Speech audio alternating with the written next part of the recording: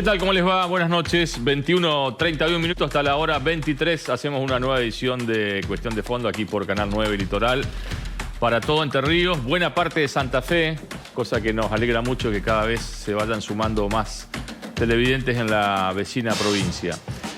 Hoy tenemos un programa intenso con mucha información en una semana donde sigue girando todo alrededor de Sergio Massa y lo que hace y puede hacer en economía de la nación, donde aparecieron algunos cortocircuitos muy marcados con esto de las declaraciones de Elisa Carrió, que generaron mucho malestar en la interna de Cambiemos, pero bueno, cada uno sabrá responder, porque bueno, hizo varias aseveraciones respecto del candidato o del diputado nacional Rogelio Frigerio.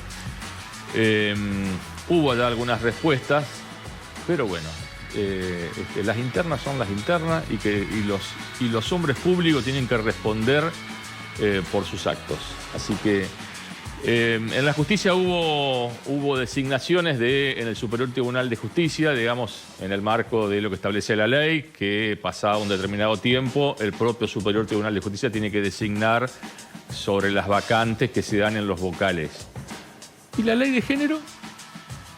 Porque nombraron 2 vocales hombres, digamos. ¿Y la equidad? No. Nos olvidamos, parece acá, ¿no? Bueno. Claudia Martínez, ¿cómo le va? Buenas noches. Títulos. Muy buenas noches, Daniel. Títulos de Cuestión de Fondo de hoy: la realidad del sector de la salud. Velázquez en Cuestión de Fondo. Hoy en los estudios de Cuestión de Fondo nos visita la ministra de Salud de la provincia, Sonia Velázquez, la actualidad epidemiológica y sanitaria de Entre Ríos. Además, la situación del sector de salud.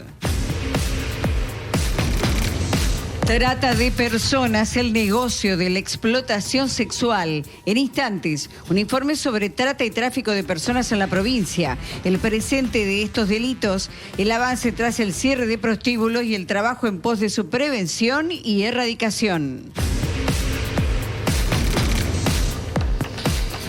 De la iglesia a un privado, la imponente propiedad que perdió el Arzobispado de Paraná. El Arzobispado de Paraná acaba de perder un importante inmueble ubicado en pleno centro de la ciudad. Se trata de la propiedad donde funcionó el Asilo San Antonio y es contigua a la parroquia Nuestra Señora de la Piedad. El nuevo dueño tomó posesión, cambiando cerraduras y bajo acta notarial. Esta noche, en Cuestión de Fondo, los datos inéditos de una batalla interna que perjudica el acervo arquitectónico de la ciudad.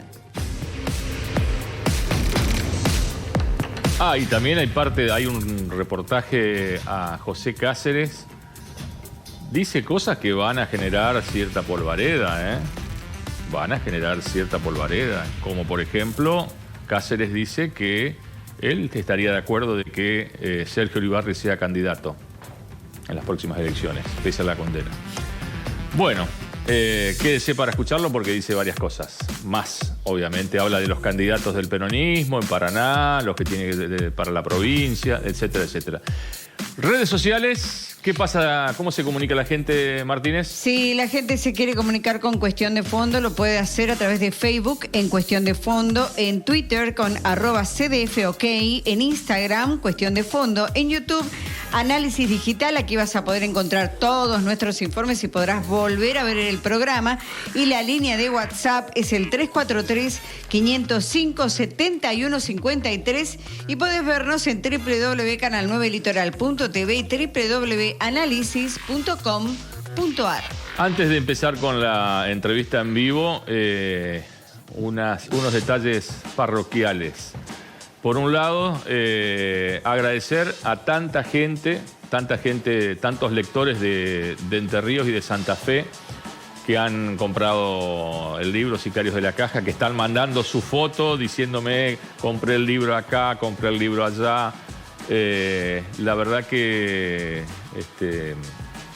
es bueno de que estas cosas, estos alientos de parte de tantos lectores, ¿no? En función de un trabajo periodístico que demandó mucho tiempo.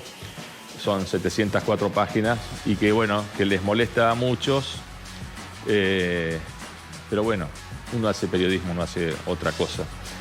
Y lo otro, muy importante, la repercusión que ha tenido el último Memoria Frágil sobre el caso Hilarrás, que el mes que viene se van a cumplir 10 años del caso Hilarrás. 10 años de aquella denuncia de septiembre del 2012. Licenciada Velázquez, ¿cómo le va? ¿Cómo anda? Buenas noches. Muy buenas noches. ¿Cómo anda usted? ¿Bien? Bien, bien. ¿Está tranquila? Sí, estamos tranquilos, por lo menos con una situación... Usted sabe que estuve viendo cifras, digamos, respecto de las secuelas del COVID, y me sorprendió encontrar de que en salud, o sea, en la estructura de salud, el COVID se llevó más de 70 personas. O sea, fallecieron más de 70 personas en toda la provincia, vinculadas a salud, digamos. O sea, que me pareció un dato que por allí no se había dicho, me parece, ¿no? Bueno, en total nosotros tenemos cuantificadas 2.852 personas que fallecieron con y por COVID, ¿no? Sí, o sea, con factores de riesgo persistente, y teniendo en cuenta nuestra estructura de recursos humanos, que conforma una planta de más de 17.460 trabajadores de la salud que conforman la red de salud. Bueno, sí, son 72 personas que estuvieron vinculadas y estaban vinculadas al sistema de salud provincial. Sí, pero alto, digamos, número. Yo no sé qué números ha habido en otras provincias, digamos, pero me sorprendió, sí, me sorprendió el número realmente. Un número alto, tanto es así que bueno. Me parece que el número incluso es más alto en el resto en el interior que en Paraná. Sí, nosotros también tenemos, obviamente, todos estos datos asociados un poco a la densidad poblacional, siempre se caracteriza, y también por la residencia de las personas. Cabe aclarar que nosotros también tenemos movilidad de los trabajadores de la salud que viven en una ciudad y desarrollan su práctica en otra localidad. Son los menos, pero también tenemos una movilidad importante. Pero sí, realmente cuando nosotros íbamos cuantificando estos datos, para nosotros representaban una situación de mucha preocupación, pero también no estábamos preparados, decíamos, para que uno de nosotros sea y se constituyera en una víctima fatal, ¿no? O sea, usted siempre es de... No lo dice y no lo muestra, digamos, ¿no?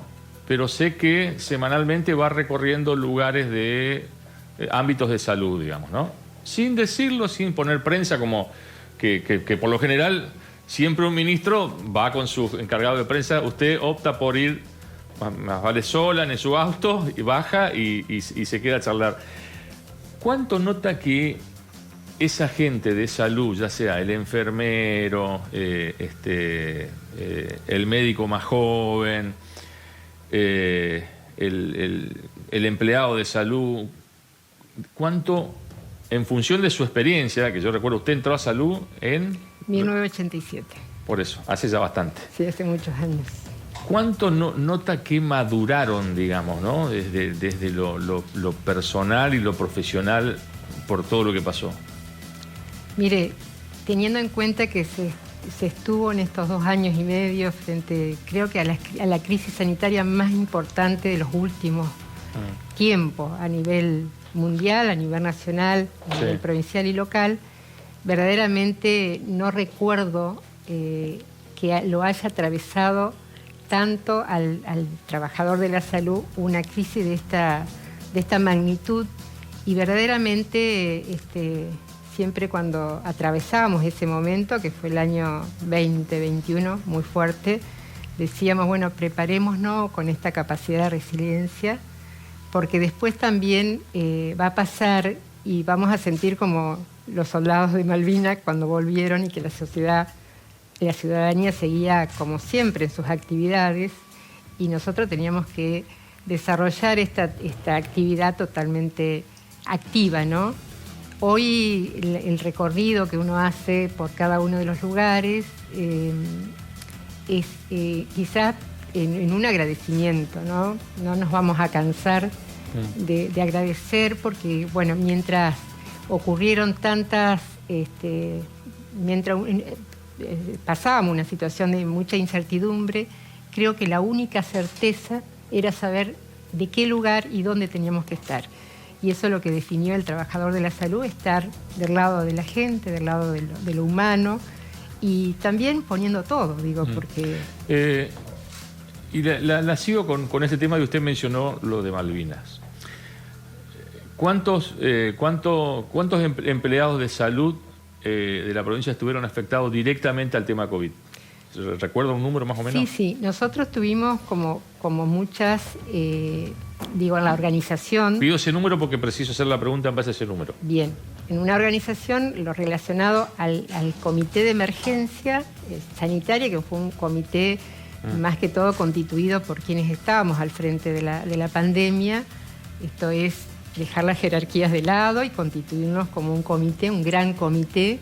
Éramos aproximadamente 100 personas. Bueno, pero eso es conducción de todo. Es conducción. Pero, me refiero a cuántos en realidad trabajaron. En función de también las licencias COVID y todo por factores de riesgo, de los 17.640 estuvo aproximadamente un 70%. Bueno, por eso, a ver, de ese 70%.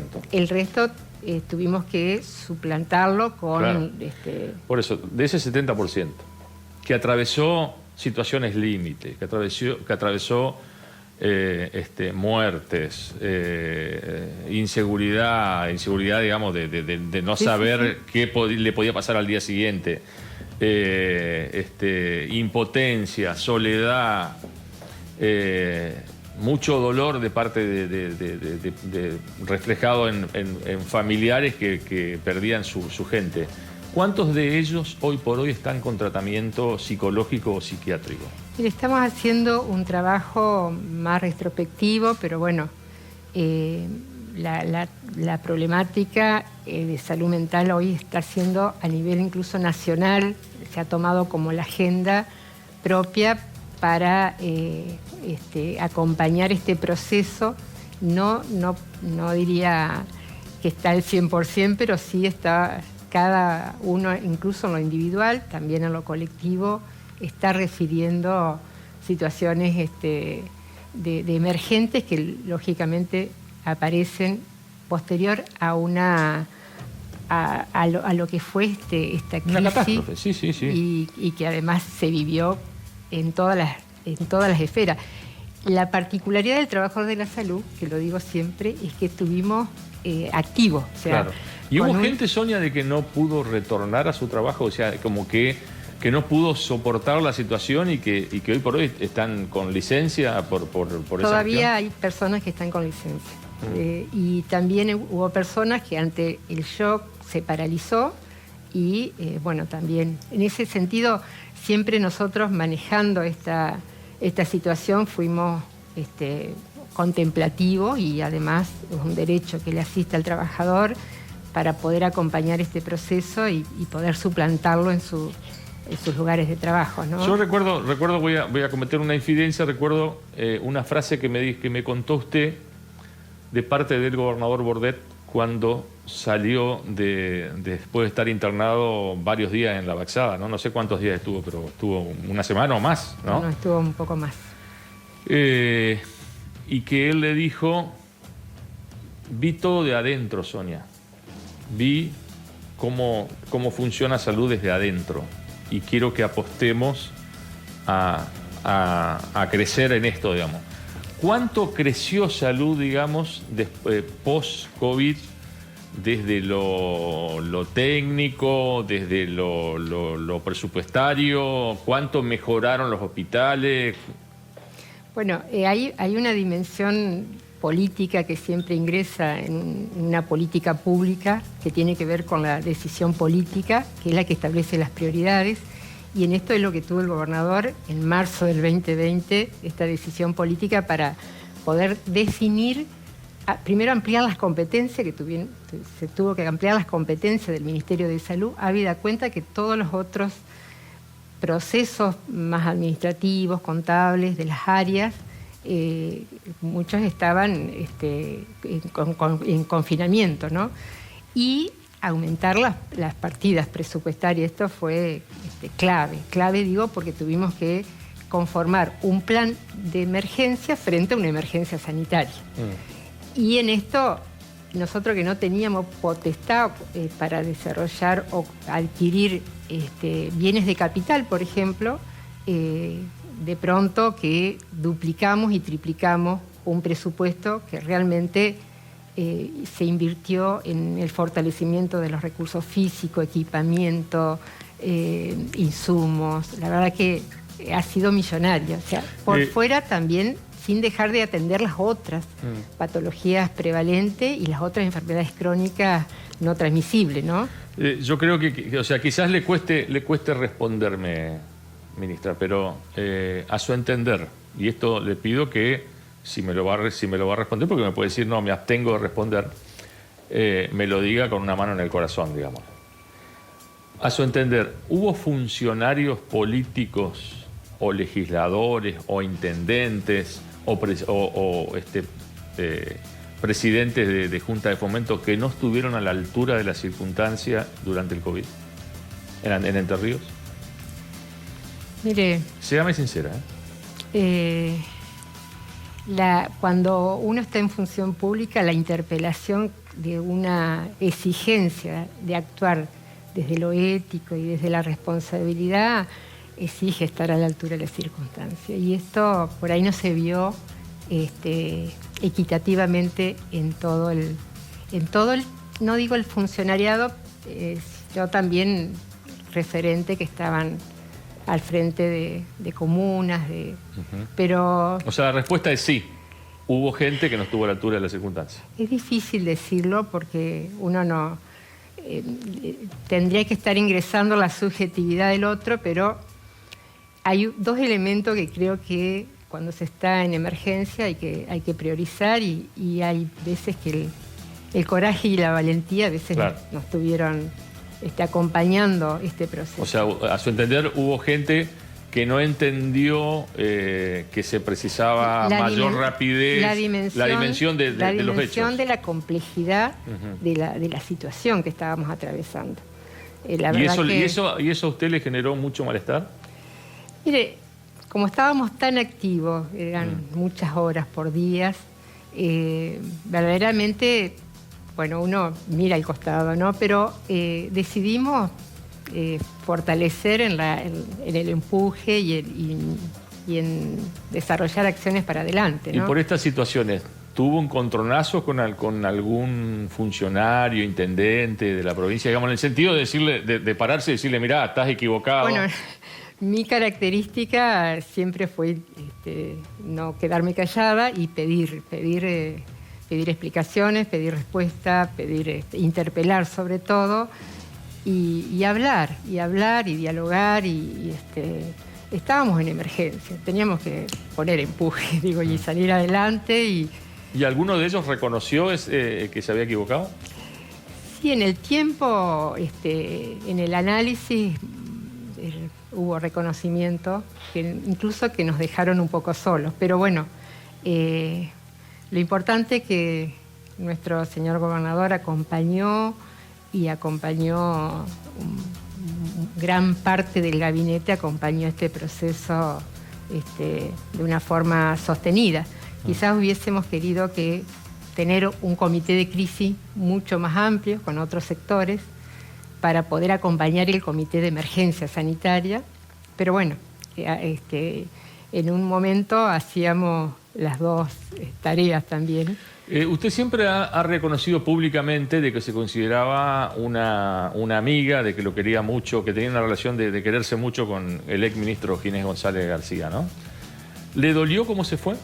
Absolutamente.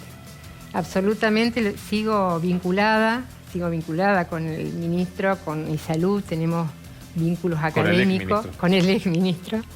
Y la verdad que ha sido un maestro para muchos de nosotros, nos hemos formado con él también, Y la verdad que creo que fue injusto. Fue injusta la salida y de la forma como salió, pero sobre todo teniendo en cuenta lo que él significaba como conductor en esta crisis.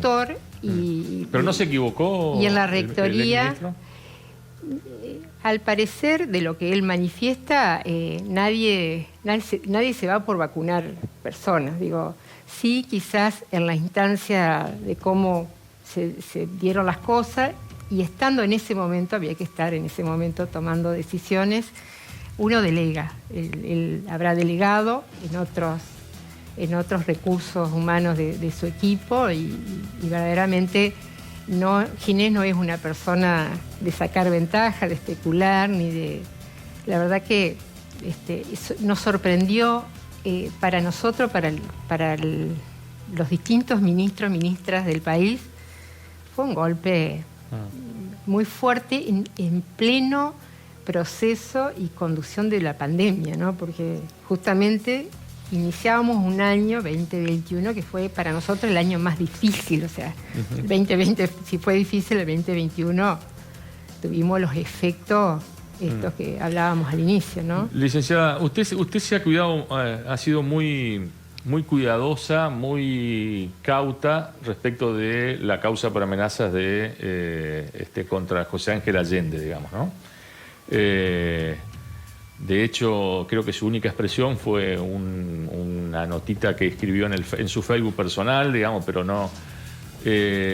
¿Le dolió mucho cómo se llegó hasta acá, digamos, con una decisión última del juez Gripo diciendo esto está prescripto?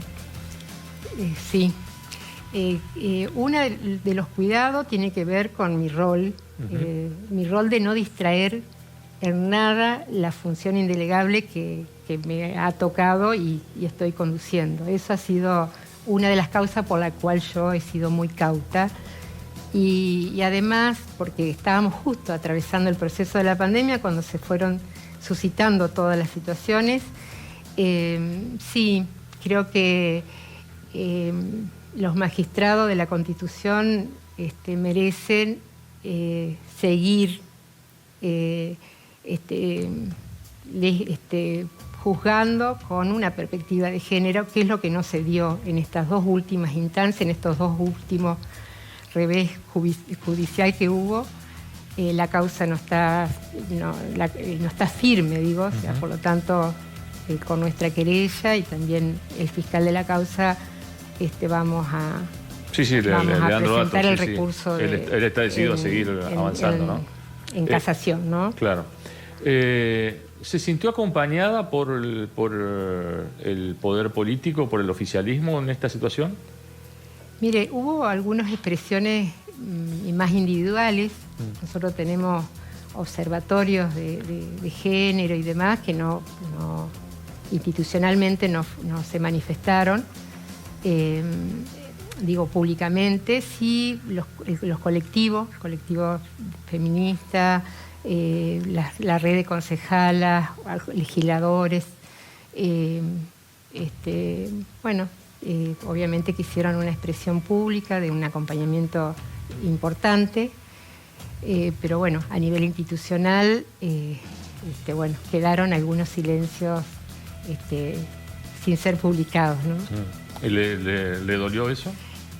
A mí le estoy preguntando, le estoy haciendo una pregunta a una militante, digamos, de tanto tiempo, ¿no? Mire, la verdad que en el recorrido que uno ha hecho y la situación que nos ha tocado pasar, después de ver muchas cosas, la verdad que ya no hay dolores, no hay dolor. No hay dolor ni hay resentimiento, al contrario, ¿no? Uno se permite también mantener el silencio para juzgar o no la conducta de otra persona. Una última, y agradeciendo el tiempo que nos dispensó. ¿Sería candidata en una próxima instancia, digamos? ¿Le gustaría ser candidata? No Mire, sé. nunca me No me venga a decir que nunca le dijeron, le hicieron un ofrecimiento de candidato. hubo hace muchos años. Por de eso. muchos años, esta parte ha habido ofrecimiento en su momento. Pero nunca se me cruzó por la cabeza. Mi compromiso ha sido muy de gestión.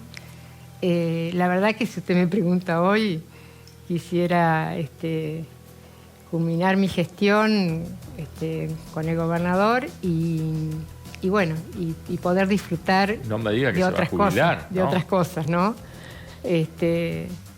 Tener un equilibrio también en la vida personal y en la vida, sobre todo con mi familia.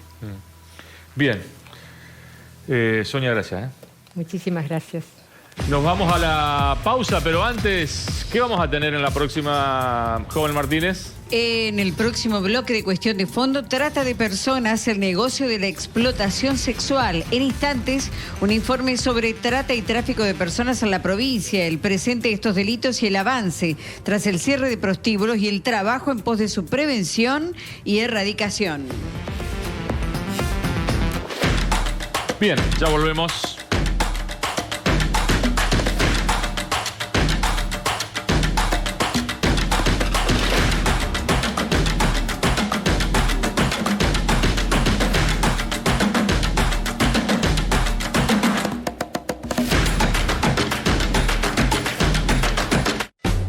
Este invierno es mejor a tu lado.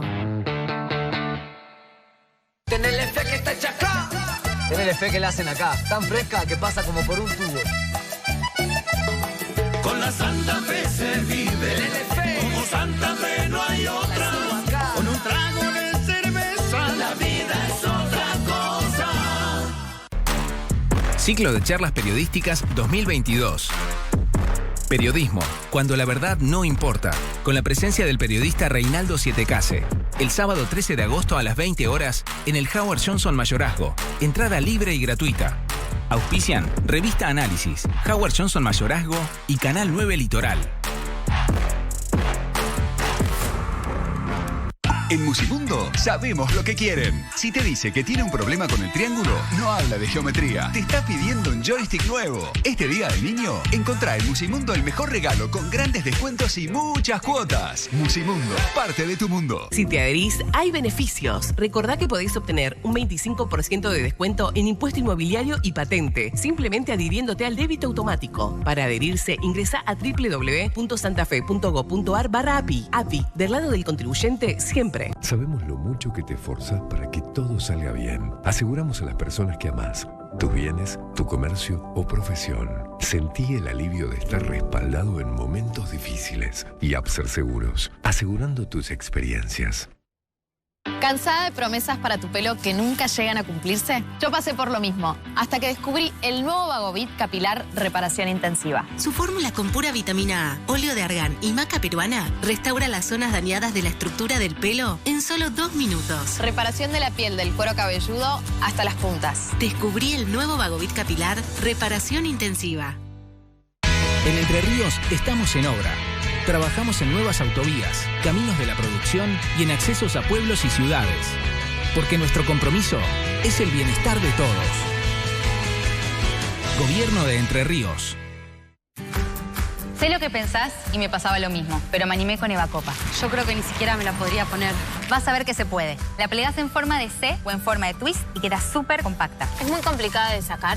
Estar relajada es clave. Con el dedo presionas de costado para que ingrese aire y se rompa el vacío.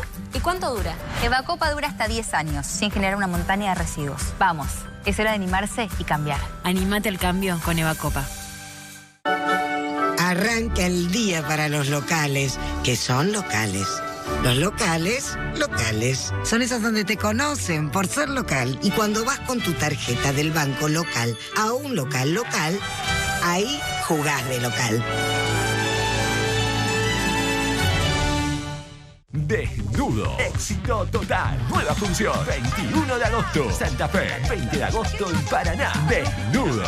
Para morirte de risa. Entradas en el teatro y por plateavip.com.ar. Una mañana me levanté con la rodilla un poco dura y decidí no ir a tenis. 5 años pasaron sin que toque una raqueta. Pero Infiltrex me dio la seguridad para animarme y volver a jugar. Llegó Infiltrex, nutrición para tus articulaciones. Colágeno tipo 2 que ayuda a proteger el cartílago. Y curcumina que ayuda a disminuir el dolor. Con la ayuda de Infiltrex, volví a moverme. Nuevo Infiltrex, volvé a moverte.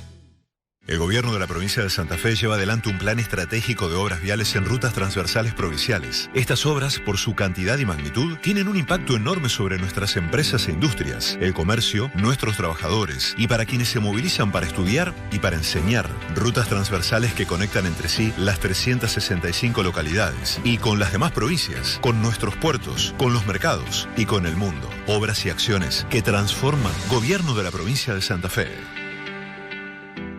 De lunes a viernes, arranca el día bien informado. Móviles en vivo. Recorremos la región. Toda la actualidad minuto a minuto. Ahora Litoral a las 7. 9 Litoral a tu lado. Sicarios de la Caja. El nuevo libro de Daniel Enz. Cómo funcionó el negocio de la corrupción en Entre Ríos en los últimos 30 años. 700 páginas. 25 capítulos en un texto imperdible para entender lo que pasó. Sicarios de la Caja. En librerías y kioscos de Entre Ríos y Santa Fe. Todo nos pasa por la panza.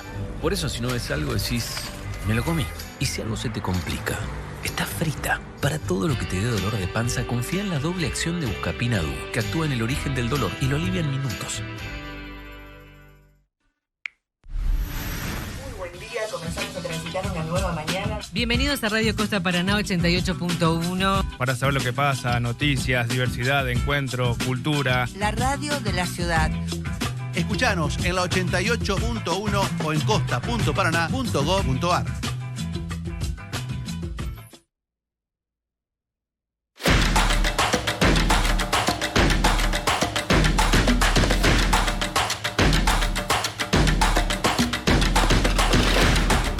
...22:03, estamos compitiendo con el partido de Boca que va ganando 1-0 a Agropecuario, un equipo del Nacional B. Bien Patronato ayer ganándole a Gimnasia, ¿no? De La Plata. Bien. Bueno. Joven Weigand, ¿cómo le va? Buenas noches. ¿Cómo andan las Weigand? ¿Bien? Bien, todas bien. Bueno. Muy bien. Bueno, hoy hablamos de un tema sumamente preocupante, un delito absolutamente grave. Es el tercer delito más importante, más grave después de la venta de armas y el tráfico de drogas, según la Organización de las Naciones Unidas. Estamos hablando de la trata de personas.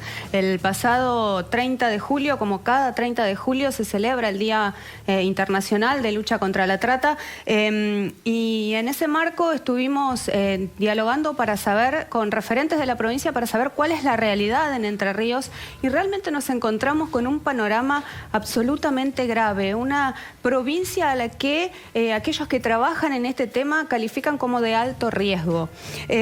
Es un delito obviamente sumamente difícil de cuantificar, de estimar en cuanto a su magnitud, porque obviamente la explotación de personas es obviamente clandestina, pero según un estudio de la Organización Internacional del Trabajo de 2014, se habla de que el delito de trata de personas mueve en el mundo por año 150.000 millones de dólares. 150.000 millones de dólares anuales por personas que son literalmente compradas y vendidas para explotarlas tanto sexualmente como laboralmente. Y no hablamos solamente de mujeres, también en esto hablamos de niños y también de hombres, especialmente en lo que refiere a la explotación laboral. Es el tercer delito a nivel mundial, decía, luego de la venta de armas y el tráfico de drogas. Y en nuestra provincia existen leyes y existe en el país un programa nacional de rescate que desde que se creó en 2008 hasta el 2018 rescató a más de 13.000 víctimas de trata en el país. Y en la provincia de Entre Ríos tenemos casos concretos sumamente resonantes y que han tenido también condenas y de las que vamos a estar hablando en este informe de hoy. Pero vamos a empezar con un panorama de lo que está pasando en la provincia de Entre Ríos. La representante o la coordinadora del Consejo Provincial contra la Trata, Silvina Calveira, que ha venido prácticamente en soledad en sus inicios trabajando sobre este tema como titular de la red de alerta de Entre Ríos, nos brinda un panorama de lo que está pasando en la provincia de Entre Ríos en la actualidad con la trata de personas. En la provincia, desde el 2018 que se implementó la campaña La Trata Existe y también otra campaña vinculada al grooming como otro método de captación, nosotros notamos que de tener 0 denuncias a la línea 145, que es la línea de denuncia a nivel nacional, que depende del Programa Nacional de Rescate del Ministerio de Justicia y Derechos Humanos de la Nación, con quien trabajamos articuladamente, empezó a moverse, empezó a oscilar. Es decir, que primero destacamos la campaña porque evidentemente la ciudadanía no conocía que había una línea para hacer una denuncia, anónima incluso. Y en segundo lugar porque empezó a oscilar, obviamente que por presunción de trata, en unas 36, 40 denuncias anuales desde aquel periodo y otros tantos, una cifra aproximada en cuanto a pedidos de orientación también cuando no se sabe qué delito tenemos enfrente.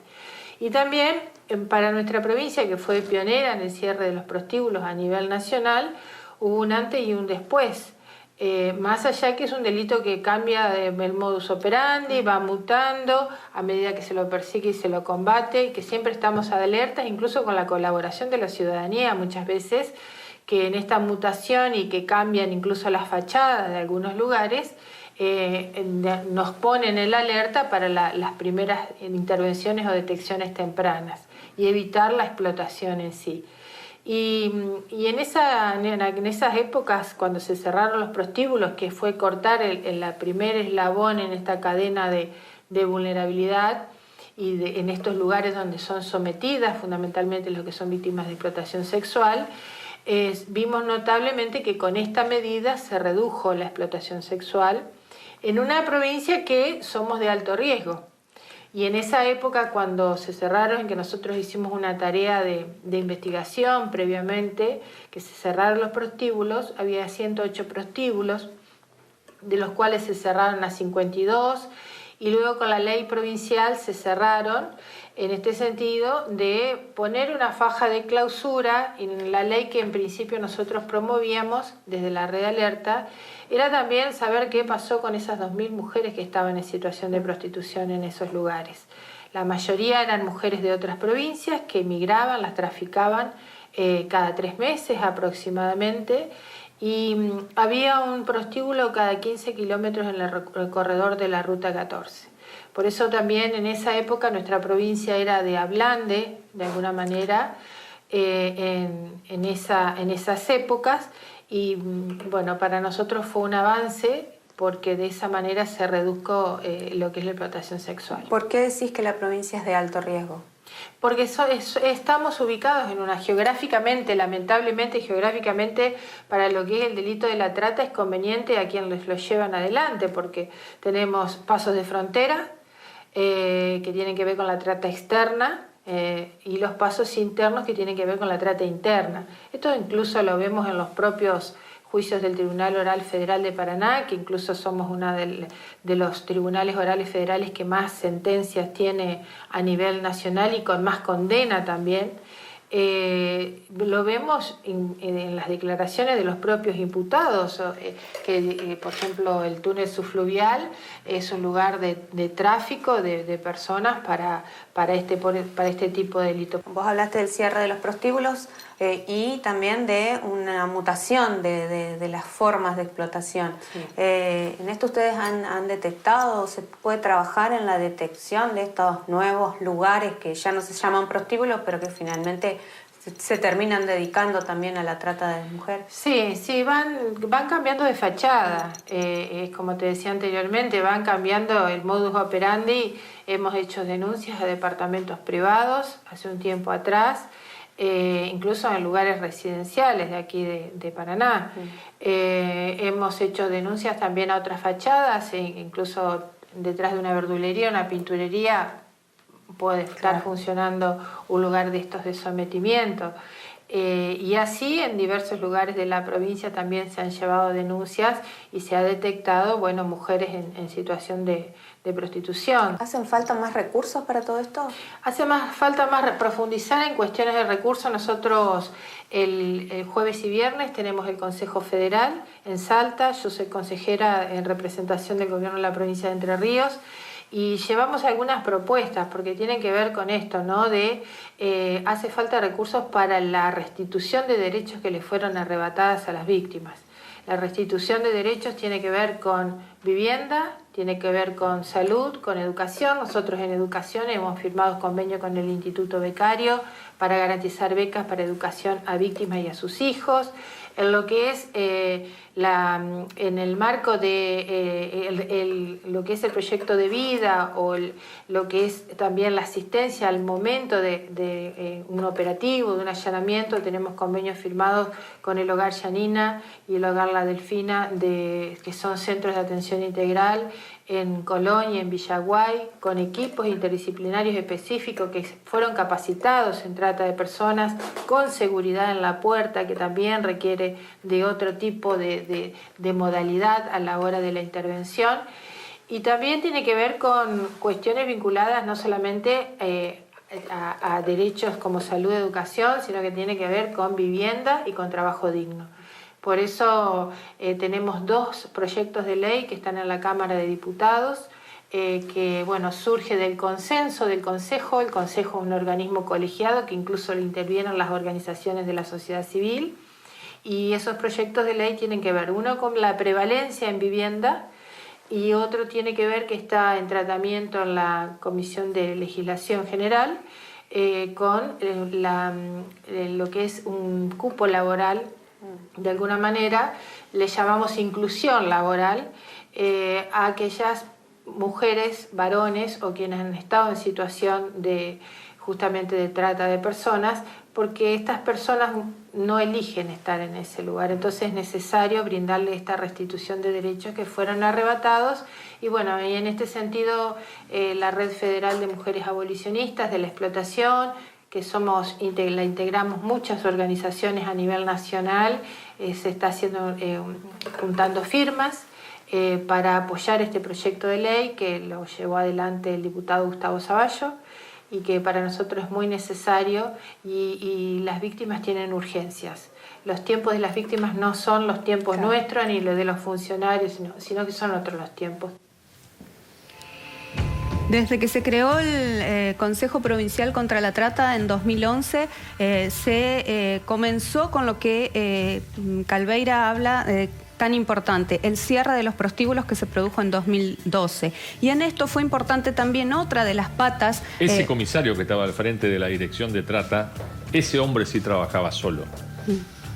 Él atendía el teléfono, él atendía las denuncias y se ocupaba personalmente. No me acuerdo en este momento el apellido del comisario. Ese trabajo importante de la policía continúa hasta hoy. Hoy es una división de trata de personas que tiene la policía de la provincia y es importante en esto de la detección de los lugares donde se efectúa la explotación de mujeres, explotación sexual de mujeres y también en la persecución de estos delitos. Estuvimos dialogando con la subjefa de esta división de trata de personas de la policía de Entre Ríos, Eliana Galarza, quien nos cuenta de qué manera están trabajando actualmente. Bueno, las denuncias que se reciben, en el caso de que se reciba en esta dependencia, en forma inmediata es comunicada a la Justicia Federal. Es la Justicia Federal la que luego de hacer una evaluación designa a qué área, ya sea policía de la provincia, policía federal, gendarmería, cuál de los organismos de seguridad va a ser el encargado de llevar adelante la investigación, ¿no? Es un delito sumamente complejo de investigar, ¿no? Sí, efectivamente, es un delito muy complejo, por eso hay que ser hay que tener mucho recaudo al momento de ejecutarlo, ¿no? De esas denuncias, ¿tienen ustedes marcado la cantidad que se realizan? ¿Hay estadísticas que se pueda comparar un año con otro? Bueno, aquí voy a hacer mención a lo que es la línea gratuita del número 145. Es una línea gratuita, el cual funciona a las 24 horas. y es una línea donde se reciben denuncias sobre este tipo de delito, como asimismo asistencia a personas y que quieran asesorarse o hacer algún tipo de consulta, ¿no? Acá voy a hacer mención a que desde el año 2018, que se llevó adelante una campaña nacional de la trata sí existe, denunciar 145, hasta este momento eran muy pocas las denuncias que se recepcionaban. Y desde entonces, desde esa campaña de concientización, hay una estadística de que se recepcionan entre 30 y 36 llamados mensuales. Esa es una línea que funciona en todo el país. A nivel nacional, exactamente. ¿Y en la provincia hay algún tipo de estadística de este tipo? ¿Cuántas denuncias por año? Bueno, las estadísticas que se manejan, yo le puedo decir, bueno, con respecto a nuestras intervenciones yo le voy a mencionar eso, pero con respecto a las estadísticas desde la creación de la ley, desde el año 2008, perdón, hay aproximadamente 17.000 personas rescatadas. Bueno, y en lo que cuenta a nosotros de nuestra intervención, de lo que es el personal de esta área, bueno, los últimos casos en los que se ha trabajado, los voy a mencionar por arriba, son en el año 2021, el personal tuvo 2 intervenciones de trata laboral, una en la isla Lynch y otra en la ciudad de Nogoyá. Y en el año 2020, una intervención acá en la ciudad de Paraná, en cercanías a lo que es el macrocentro, por intervención de trata sexual. Silvina Calveira justamente habla siempre de lo importante que fue en la provincia la determinación del cierre de lo que eran los prostíbulos. Sí. En el año 2012. ¿Ustedes han notado una diferencia a partir de esa decisión? ¿Un cambio? Bueno, en el año 2012, efectivamente, un arduo trabajo del personal policial de esta división. En ese momento yo no estaba acá, pero sí tenemos conocimiento pleno del trabajo que se hizo. Se cerraron aproximadamente 56 prostíbulos, tengo entendido, en lo que es el total del territorio entrerriano. Bueno, obviamente que estamos permanentemente alerta y en contacto con todos los organismos y podemos decir que hasta el momento no tenemos conocimiento de que haya otro lugar o que lugares que se puedan llegar a decir que están funcionando, ¿no?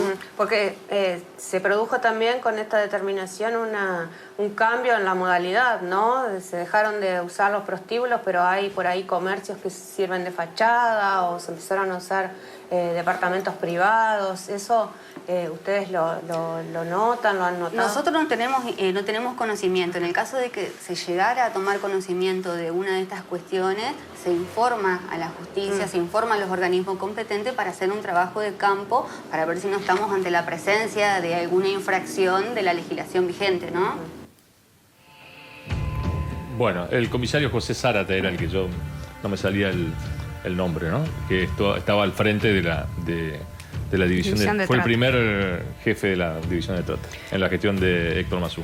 Bueno, y otra de las patas importantes en este trabajo tiene que ver con la justicia, obviamente fundamental para la persecución de este delito. Desde hace varios años, uno de los fiscales que viene poniéndole el cuerpo a este tema es el fiscal federal Ignacio Candiotti y también el Tribunal Oral Federal de Paraná, que vienen definiendo condenas muy importantes. Lo decía Calveira en la nota y lo ratificó en diálogo conmigo el propio fiscal Candiotti. El juzgado del Tribunal de Paraná es el tercero, es de los 3 que más sentencias han dictado por este delito. En el país. En el país, e incluso han dictado las penas más altas, e incluso condenas inéditas, más años han dado por trata que incluso en otros casos por ejemplo, por tráfico de drogas, por narcotráfico, que es uno de los delitos que tiene condenas más altas según el código.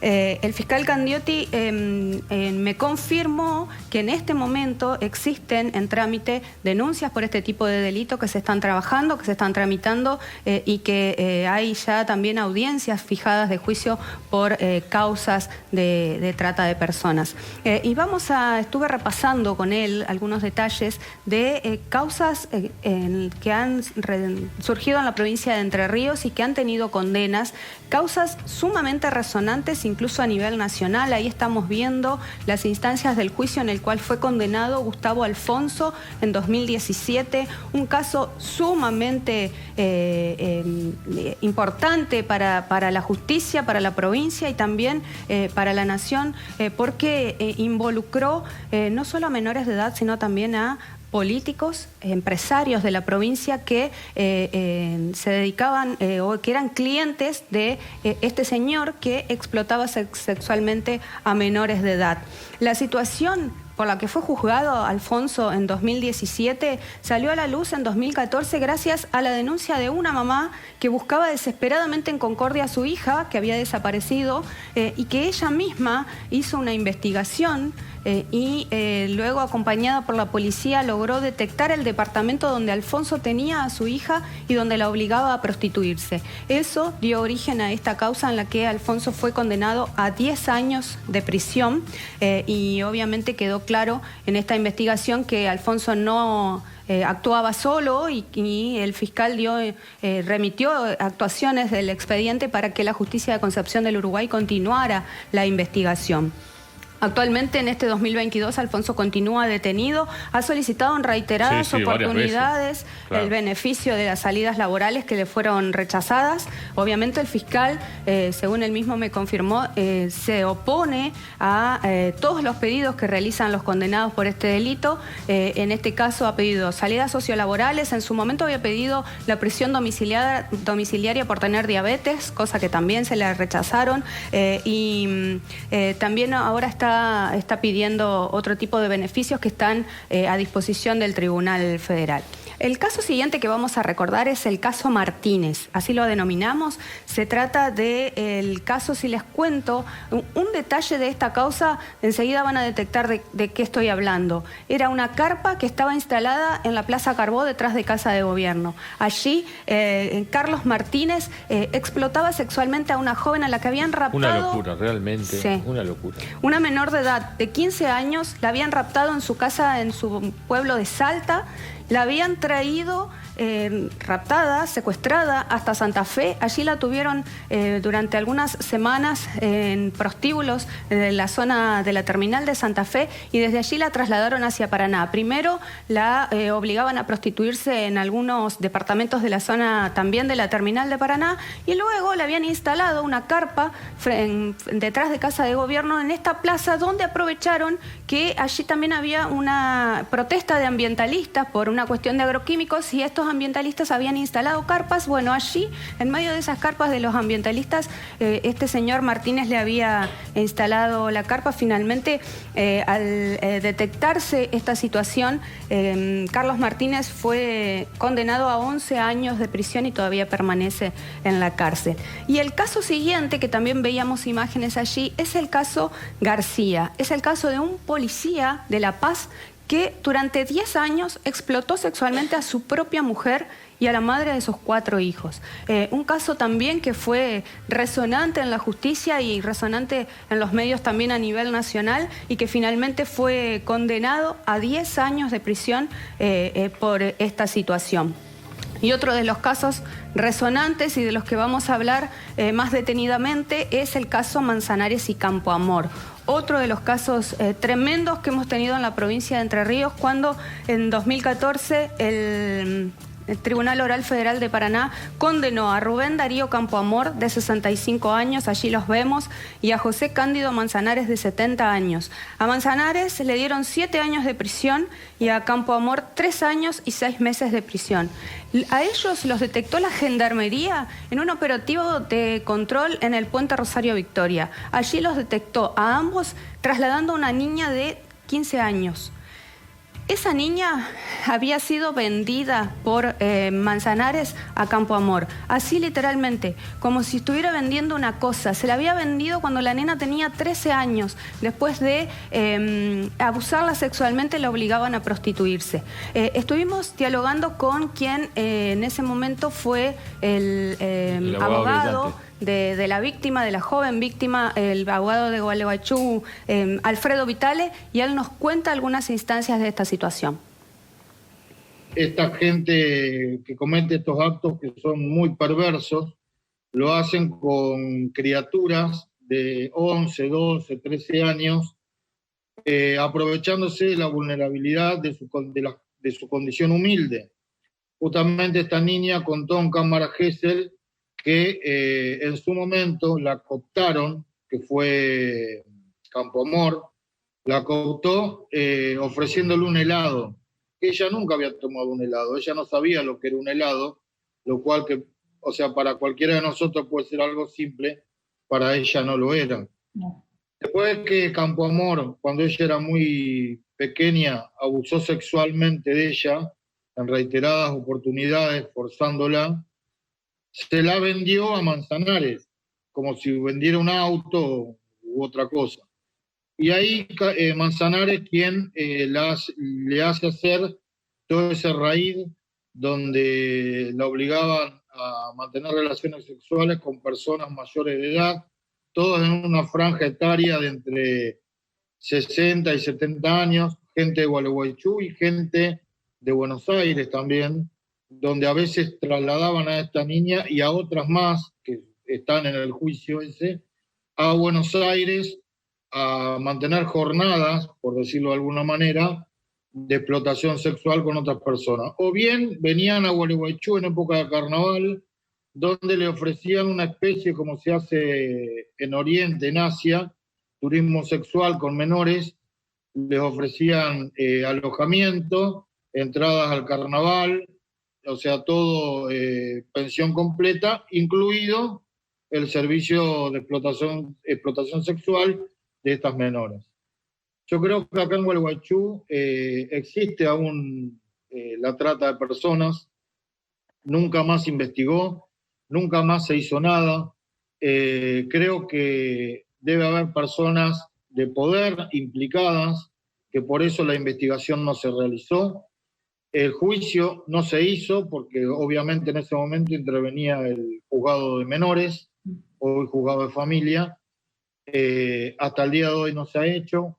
Vamos para 10 años y no se ha llevado a cabo. Yo creo que acá hay una clara violación o vulneración a los derechos humanos. Nunca más se investigó, nunca más se hizo nada. Tampoco desde la contención a la víctima.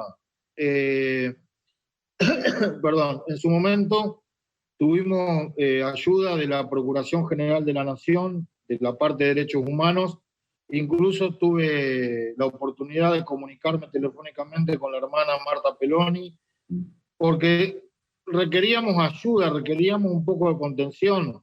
La Dirección de Ayuda a la Víctima de la provincia de Entre Ríos, que en ese momento estaba a cargo la doctora Marcia López, siempre destaqué la labor de ese organismo, pero eran 3 o 4 personas que tenían que recorrer la provincia sin medios. Para que esto funcione, se necesita que haya una connivencia con el poder político, con la policía o fuerzas de seguridad y con el poder judicial. De lo contrario no podría existir. Y considero que hay un doble discurso en esta sociedad, un discurso donde por un lado se habla de defender los derechos humanos, pero los derechos humanos para determinados elegidos, lo que elige alguien o algunos, pero no todos tenemos evidentemente una defensa de los derechos humanos, pero sí hay un doble discurso, y creo que en la medida que no se unifique, que no se transparente, que no nos pongamos en el lugar de la víctima,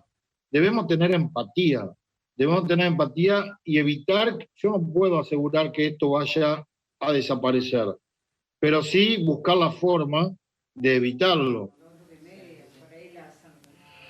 Bien, la palabra del doctor Vitale, un peleador, un luchador en estas causas. Nos vamos a la última pausa con estos títulos, joven Martínez.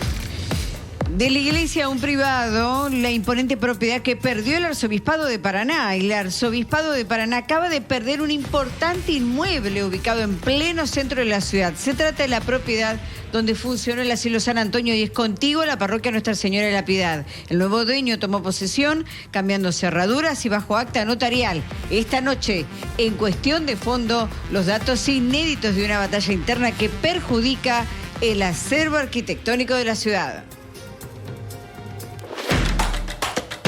Muchos datos va a contar Nati, ¿eh? Ya venimos, pausa y después, y también la nota de José Cáceres, no se la pierda, ya volvemos.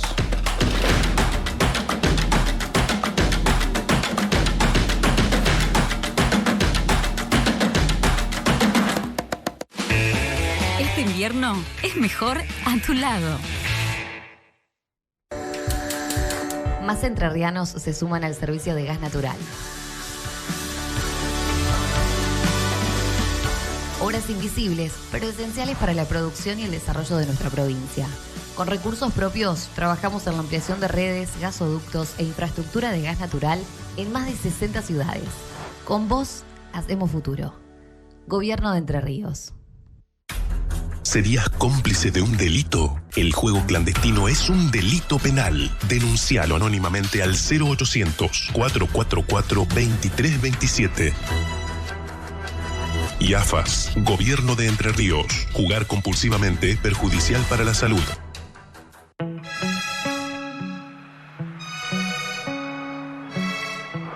Cuando tu rostro tiene manchas oscuras, todos parecen notarlo. Ahora lo puedes cambiar. Nuevo Cicatricure Serum Aclarante Vitse, con 10% de tecnología NanoVitse, que potencia la acción antioxidante de la vitamina C, llegando a las capas más profundas de la piel. Aclara manchas y unifica el tono en 7 días. Tu piel se ilumina y vos también, con el nuevo Serum Aclarante Vitse. Después de tantos años de mantener limpio el honor de esta familia, puedo decir con orgullo que este ciclo llegó a su fin. Sin más vueltas, me despido de todos. Es hora de dar lugar a lo nuevo. Banco Entre Ríos te da un préstamo personal para lo que necesites. Acá, para vos. ¿Manchas en la piel por el sol, acné o embarazo? Descubrí la nueva Vagovit Pro Bio Antimanchas. Disminuye cantidad, tamaño y color de las manchas en solo 2 semanas. Única con factor 40. Vagovit Pro Bio Antimanchas. Una fuente de vida para tu piel. Cambió el clima y ahora tenés la garganta la miseria. Tómate un Genio. Su paracetamol de liberación inmediata es rapidísimo. Agarrate. Uy, cómo levanta esto. ¡Qué velocidad el paracetamol de Genio! Un avión. De Laboratorio Elea. Si te adherís, hay beneficios. Recordá que podés obtener un 25% de descuento en impuesto inmobiliario y patente, simplemente adhiriéndote al débito automático. Para adherirse, ingresá a www.santafe.gov.ar/API. API, del lado del contribuyente, siempre. Nuestras vaginas tienen mucho para decir. Antes me decías sequedad vaginal y automáticamente imaginaba mujeres más grandes. Hasta que me pasó. Llegó Evagina Gel Lubricante. Hidratación y lubricación diaria para la zona vulvovaginal. Lo uso todos los días y es un viaje de ida. Con ácido hialurónico, L-arginina y aloe vera. Hidrata, reafirma y revitaliza. Poder hablar de lo que nos pasa está bueno. Nuevo Evagina Gel Lubricante. Campaña de regularización de deuda. ¿Tenés facturas vencidas? Enersa te recuerda que podés pagar tu deuda en cuotas. Si recibiste el aviso de suspensión, comunícate a la brevedad para evitar el corte del suministro. Entra a www.enersa.com.ar y conoce las alternativas de financiación disponibles. Es una recomendación de Enersa. Ciclo de charlas periodísticas 2022. Periodismo, cuando la verdad no importa, con la presencia del periodista Reinaldo Sietecase. El sábado 13 de agosto a las 20 horas en el Howard Johnson Mayorazgo. Entrada libre y gratuita. Auspician Revista Análisis, Howard Johnson Mayorazgo y Canal 9 Litoral.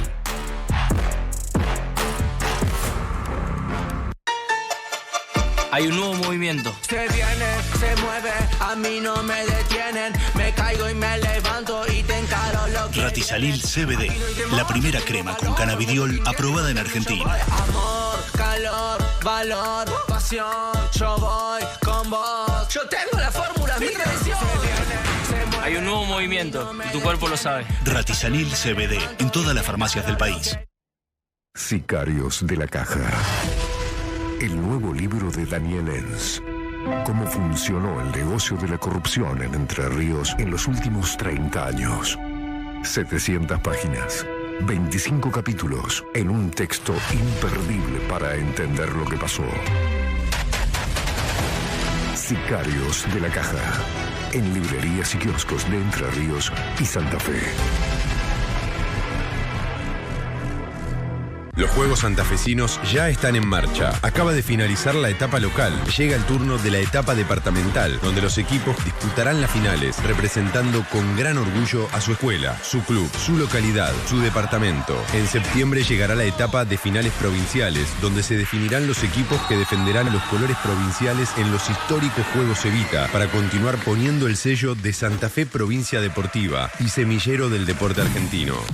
Santa Fe, provincia deportiva. En Musimundo sabemos lo que quieren. Si te dice que tiene un problema con el triángulo, no habla de geometría. Te está pidiendo un joystick nuevo. Este día del niño, encontrá en Musimundo el mejor regalo con grandes descuentos y muchas cuotas. Musimundo, parte de tu mundo. Todo nos pasa por la panza. Por eso si no ves algo decís, me lo comí. Y si algo se te complica, está frita. Para todo lo que te dé dolor de panza, confía en la doble acción de Buscapina Duo, que actúa en el origen del dolor y lo alivia en minutos.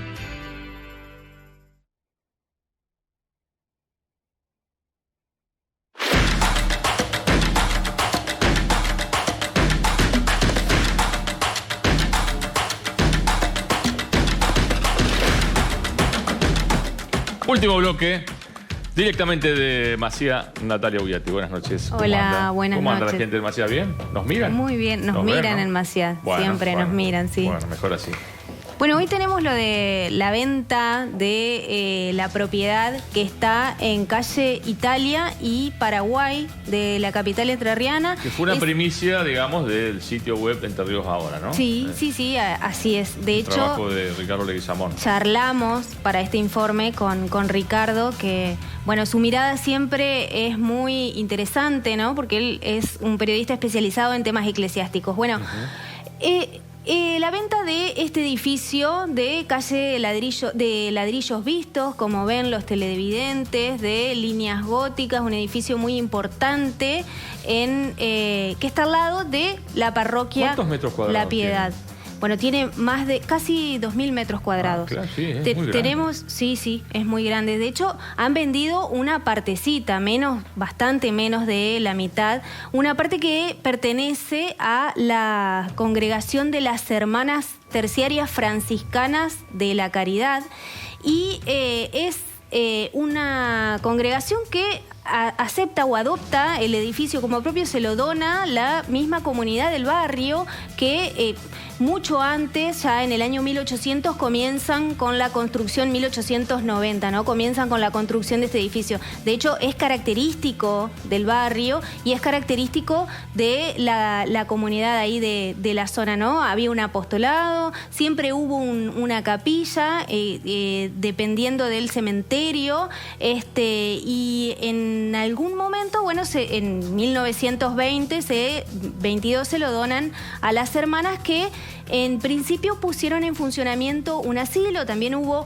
una escuela secundaria, se desarrollaron distintas actividades sociales, siempre se dio alimento a personas vulnerables en ese lugar, y también siempre se dio uso a la parroquia La Piedad, que ocupó parte, de hecho todavía tiene, está en conflicto, ¿no? Esto que se vendió es lo que estaba ocupando la parroquia para sus actividades pastorales, ¿no?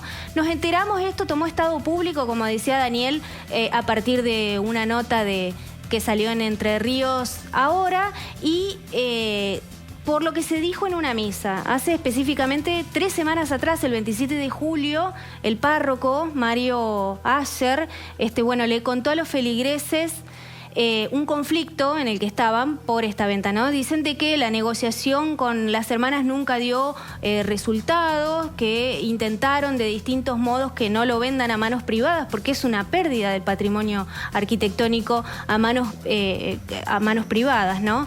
Y que, bueno, intentaron, pero no lo consiguieron.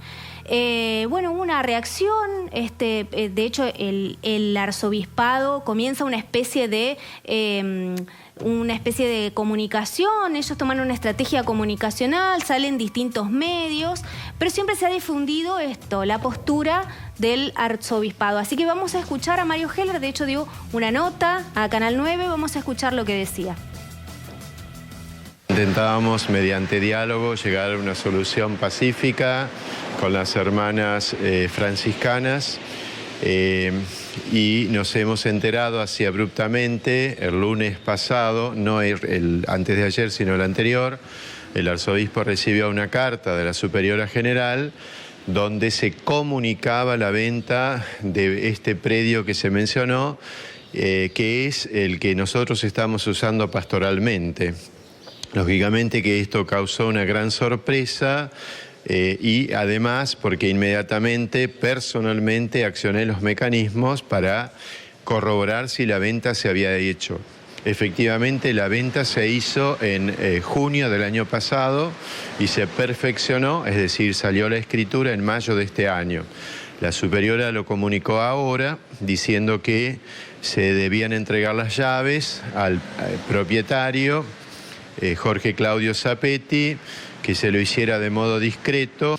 No había, se ve claramente por todos los indicios de muchos testigos, intención de diálogo para pasar de algún modo esta propiedad al arzobispado, porque la propiedad es mucho más grande, es prácticamente una cuarta manzana, está toda la otra parte de la propiedad. Nosotros lo que estábamos procurando es llegar, incluso mediante un resarcimiento económico, llegar a obtener esta parte que teníamos usada pero muy parcialmente, porque además las hermanas han tenido desde un tiempo a esta parte, desde hace varios años, una actitud llamativamente mezquina. No nos permitían usar las dependencias, una buena parte de las dependencias. Bueno, esto que le contaba a Canal 9, el párroco Mario Heller, también, como les decía, lo venía diciendo en las misas. Lo dijo, de hecho, el 27 de julio, cuando, entre otras cosas, dijo: el procedimiento de la congregación es extraño, los últimos reclamos que hicimos fueron una ficción. No es un camino humano ni cristiano, es inconcebible lo que pasa entre el arzobispado y la congregación.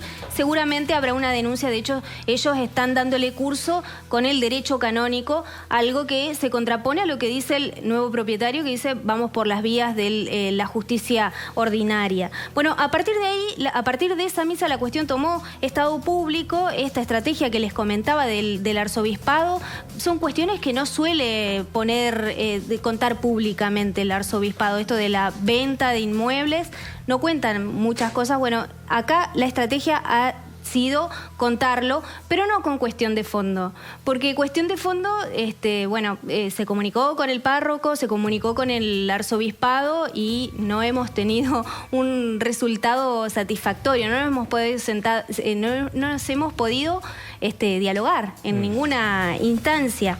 Sí pudimos dialogar con el propietario Jorge Zapetti, así que vamos a escucharlo. Él adelanta cómo fue la negociación, cómo se entera de la venta de este inmueble y cómo lo adquirió. Así que vamos a escucharlo a Jorge Zapetti.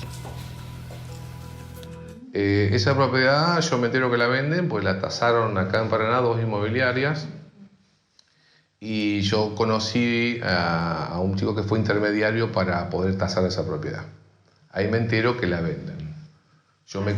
Hace 2 años que la venden. Cuando me entero por primera vez, después me avisan que, bueno, yo acepto, porque ellos lo que hacen, tasación inmobiliaria, te mandan la tasación vía mail, vos aceptás el precio o no de una compra, y una vez que yo acepté, mandé un mail diciendo que yo aceptaba, y ahí en el mail también te decía cómo lo podías pagar, si te es en dólares y te lo pasaban a pesos, el dólar MEP, que es un dólar comercial, dólar bolsa. Después de eso, te dan una cita donde yo me encuentro con el contador, las hermanas, que eran 3 hermanas, un asistente y un abogado, y me explican cómo era el sistema de la venta. Esto fue hace 2 años, pero cuando yo me interesó, ellos me dijeron que la iglesia estaba interesada en la compra. Después de esos 2 años, yo me vuelvo a encontrar con el chico que había dejado la tasación, y me contó que la iglesia no lo compró. Entonces me vuelvo a conectar con las hermanas, más que con la hermana, con el contador, hicimos el mismo protocolo. La única diferencia fue que ahora sí la pude comprar. Es decir, para yo poder comprar esa propiedad, primero que tiene que tener título, porque sin título, sí, que esté a nombre de ella la propiedad, tiene que tener título. Después de eso vos tenés que tener, yo fui un comprador totalmente legal, fue una transacción totalmente legal, por el cual yo tengo un título oneroso de la propiedad. Yo tengo escritura a mi nombre, ya los impuestos vienen a mi nombre. Y para hacer ese negocio, lo primero que vos tenés que hacer es, si una vez que vos aceptaste el precio que ellos te dan, yo me encontré con ellas, me hicieron el mismo sistema, así la tasación del paso del peso de dólar a peso, porque como no tenemos acceso al dólar, se cobra ese peso a dólar MEP en este caso. Una vez que llegamos a eso, convenimos la fecha de pago, voy a la escribanía, hago tenemos que presentar todo, la escribanía me pide de dónde saco los ingresos, llevo los ingresos certificados por escribano, los cuales los tengo, si lo necesitas te los doy, los ingresos certificados por escribano, y ahí yo ya hago los depósitos y terminé mi transacción con las hermanas. Cuando empiezan a todo este problema de que el padre empieza a hablar en las redes, en todos lados y sale en todos los medios, decía debajo del informe de la hermana que me entreguen la llave pacíficamente. Entonces yo esperaba un acto de buena fe que me entreguen la llave. El jueves voy con mi abogado a la iglesia de la Piedad a buscar al padre que me entregue la llave. Estaba cerrada la iglesia, volvemos a ir al viernes porque abren de 9 a 11. Fuimos ahí, me atiende un chico, no me acuerdo el nombre del pibe, que está ahí, apenas entra a la iglesia ahí a la derecha. Le doy mi nombre, le digo que venga a buscar la llave. Él me dice que el padre no está, que no me puede dar ninguna llave porque no tiene. Bueno, ahí salgo muy contento de eso, con mi abogado. Y yo tenía el teléfono del abogado del arzobispado, que es Mario Martínez. Lo llama a mi abogado y le dice, mirá, ¿por qué no coordinamos la entrega pacífica de la llave? Y el Casapete te ofrece que ustedes le entreguen la llave pacíficamente y él le sigue prestando las instalaciones para que ustedes sigan con sus actividades hasta que esto se resuelve judicialmente. Para que él tenga posesión de su propiedad, porque acá si no es el único perjudicado. Este abogado nos dice que sí y nos cita el sábado que pasó a las 11 de la mañana en el arzobispado. Bueno, teníamos a las 11 de la mañana, yo antes de ir lo llamo al abogado y me dice que no me iba a dar la llave. Que lo que iba a hacer, me estaba avisando que iba a hacer una acción legal contra la hermana y que mientras tanto ellos van a seguir usando la propiedad y que yo tengo que esperar una resolución legal. Así que vos calculás que yo tengo que esperar en mi casa, que yo compré una propiedad legalmente, le pagué a las hermanas y ellos me van a solicitar una propiedad que no es de ellos. Entonces, ahí ya me enojé, entonces hablé con mi abogado, hablé con una escribana para poder tomar posesión de mi propiedad. Y eso fue lo que hice. Porque ellos me obligan a esta situación porque no cumplieron su palabra. Estaba todo cerrado, el lugar. Yo no quería entrar por la puerta principal porque estaba muy rota, estaba en muy mal estado. Si vos vas a sacar fotos, está toda podrida la puerta, yo no la quería romper. Entonces le pido autorización a las hermanas, que tengo una autorización escrita y firmada por ella, por un abogado, para entrar por calle Paraguay, con llave, que me dio la hermana, las tengo las llaves. Cuando queremos entrar por ahí, aparte de abrir la llave, estaba todo vallado, tenía fierro, palos, piedras, sabiendo ellos que nosotros lo podíamos hacer. Estaban prevenidos de esta actitud que nosotros podíamos llegar a tener, ya que somos compradores legales de la propiedad y tenemos derecho a esto. Es como si a vos te intruyan tu casa, vos tenés derecho a sacarlos. Entramos al patio de la propiedad que está ahí por calle Paraguay, voy a una puerta trasera de mi casa, igual estaba lleno de toda una contención de sillas, de mesas, de tablones, de un montón de cosas para que no podamos entrar. Ahí sí la cerradura estaba, habían cambiado la cerradura pero no le habían cerrado, por suerte. Así que, bueno, abrimos la puerta, empezamos a correr las cosas, que dicen que hubo un ruido terrible durante estaba la misa, que fue un tablón que se cayó. Un tablón. Entonces, yo fui, hay una puerta, pero estuvo todo muy premeditado para que no entremos. No sé si voy a ir alguna vez a La Piedad. Cuando voy a entrar a la iglesia, hay una puerta que se comunica con mi propiedad, que es una reja con una puerta. Las 3 veces que fui a buscar la llave, pues fueron 3, 2 con mi abogado y 1 fui solo, esa puerta siempre estuvo cerrada para que nadie pueda entrar. Entonces entramos, vamos a la puerta principal. Cuando vamos a la puerta principal tenía una madera, una tranca de madera trabada con cerraduras nuevas para que no podamos entrar. Y ahí abrimos la puerta, yo le había llamado a la escribana estaba en la puerta, contata que nosotros entramos, y ahí ella lo habla con el padre y le comenta que esta propiedad es mía y que ella tenía la escritura ahí, le mostró la escritura y le dijo que esa propiedad era mía. Y ahí empezamos con el cerrajero a cambiar las cerraduras. Y eso fue todo el tema, pero yo te lo cuento cortito, pero fue un estrés terrible poder entrar a tu casa teniendo todo a tu nombre y ellos más. En un tiro yo me pongo a hablar con el segundo padre de la iglesia y le digo, ¿cómo puede ser que ustedes, que son representantes de la palabra de Dios, que pregonan la palabra de Dios, pueden llegar a hacer esto, a cerrar todo, a cambiar la cerradura, a poner vallas, hablando de la justicia, ustedes sabiendo que hacen esto, porque saben que no es de ustedes? Porque si se diera de ustedes, o como ustedes dicen que puede ser de ustedes, no hubiesen hecho nada, porque yo no podría entrar y hacer lo que hice. Entonces no solamente que faltan a la verdad, sino que son unos hipócritas por las cosas que hicieron. Bueno, muy cortito, vamos a ver unas imágenes de la escritura.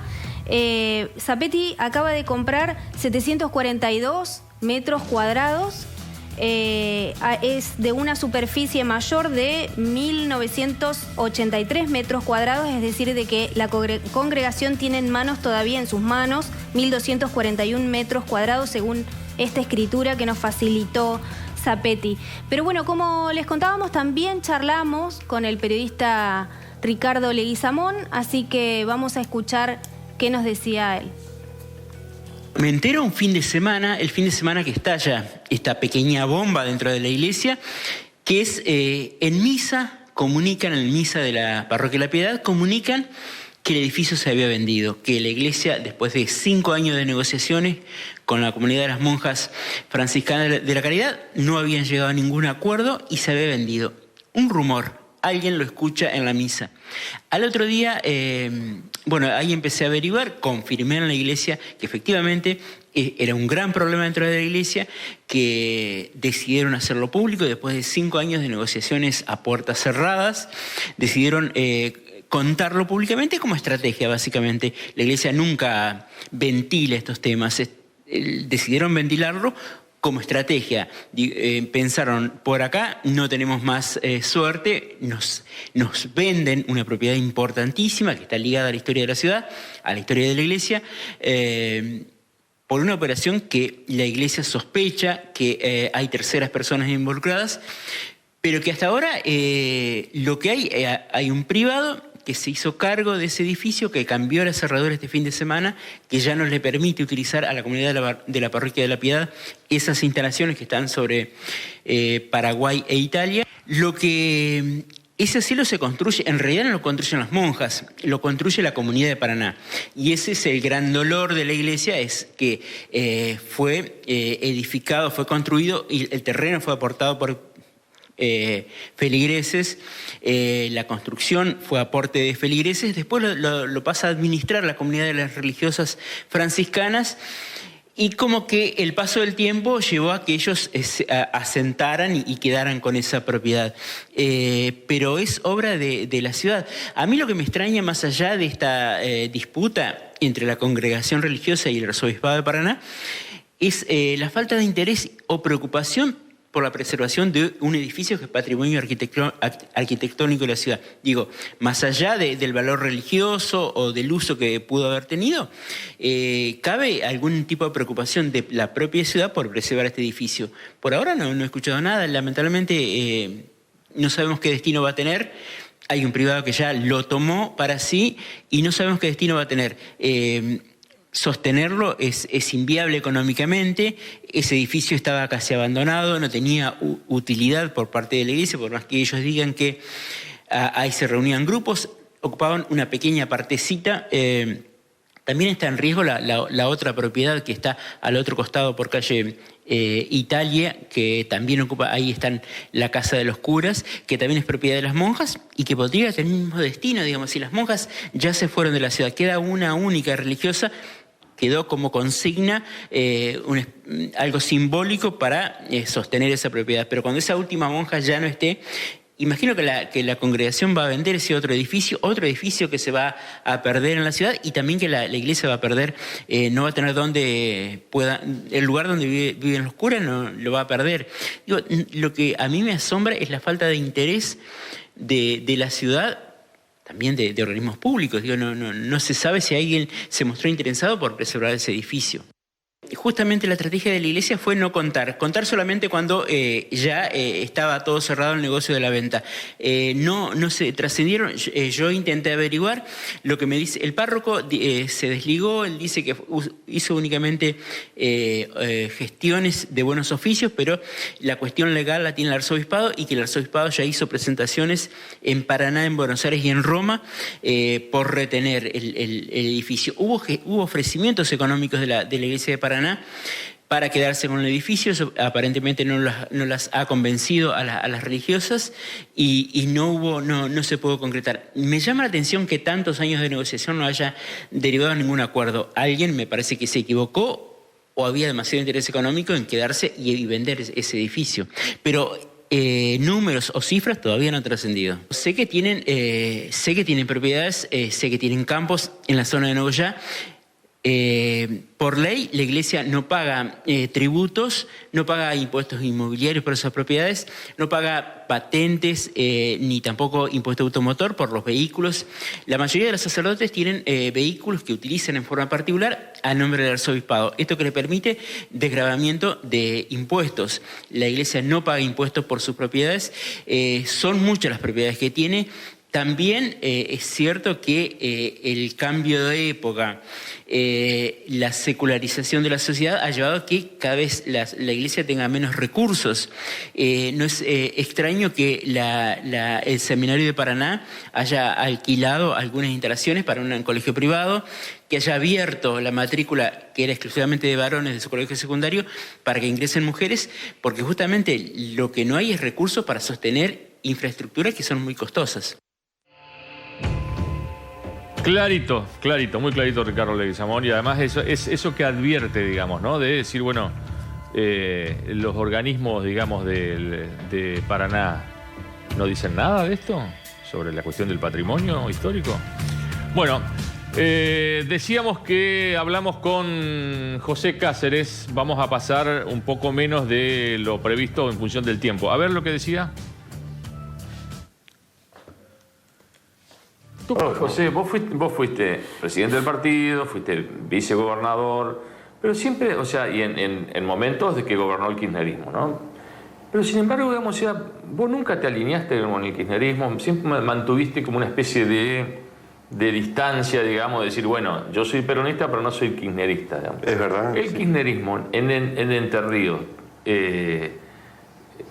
hoy por hoy, digamos, ha crecido, a tu entender, está igual que antes, con otros referentes, está muy golpeado en función de lo que sucede con Cristina, de la condena a Uribarri, a Pedro Báez, algunos kirchneristas. No, yo creo que está igual, incluso los compañeros y compañeras que integran la Cámpora son militantes que están en un trabajo permanente, en el territorio, construyendo. Yo creo que es lo que se podría denominar dentro del peronismo el kirchnerismo. Yo creo que sigue con la misma latencia de otros años. La verdad que las cuestiones judiciales y todo lo que uno puede ver en la prensa, en general la prensa dominante en Buenos Aires, no afecta a ese sector que siente admiración por Cristina fundamentalmente, sí. ¿No? Si hoy Sergio Uribarri quisiera ser candidato puede serlo porque no tiene una condena firme, ¿no? Exacto, o sea, sí. A tu entender, Uribarri ¿puede ser candidato? ¿Tiene margen para ser candidato a diputado, por ejemplo, nuevamente? Vos decías de que si Uribarri quiere puede ser candidato, digamos. Si quisiera, pero sí. hoy por hoy, digamos, en función de la condena y del rechazo social, ¿no le generaría un hueco, digamos, no le generaría demasiadas contradicciones o votos contrarios, digamos, el hecho de que Uribarri sea candidato nuevamente? Yo creo que tendría que afrontar un paso y ver en qué, porque vos me preguntaste si podría ser candidato a diputado. Yo creo que podría ser. Y que ha demostrado que mantiene una fidelidad con un sector del peronismo que no siente que esa condena que ha recibido en la justicia se traslade directamente al afecto que le tienen a él como compañero. Ahora, ¿en qué lista de candidatos y con qué candidato a gobernador? Bueno, eso es otro tema. Yo respondí a tu pregunta de si podría ser.